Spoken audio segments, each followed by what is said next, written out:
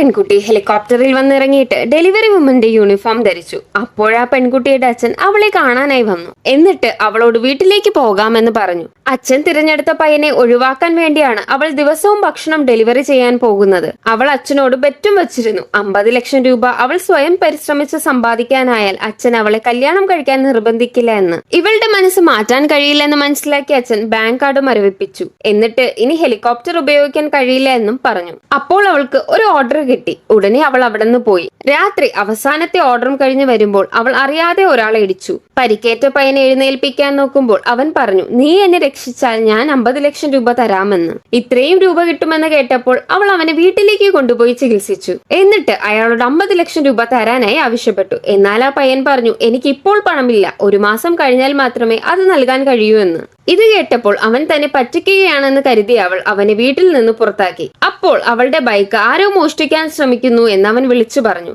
പിന്നീട് അവർ അയാളെ പിടിച്ച് പോലീസിന് കൈമാറി. എന്നിട്ട് അവൾ അവനെ വീട്ടിലേക്ക് കൂട്ടിക്കൊണ്ടുവന്നു. എന്നാൽ അവൾക്ക് അപ്പോൾ അറിയില്ലായിരുന്നു ഈ പയ്യനാണ് അവളുടെ ഭാവി വരൻ എന്ന്.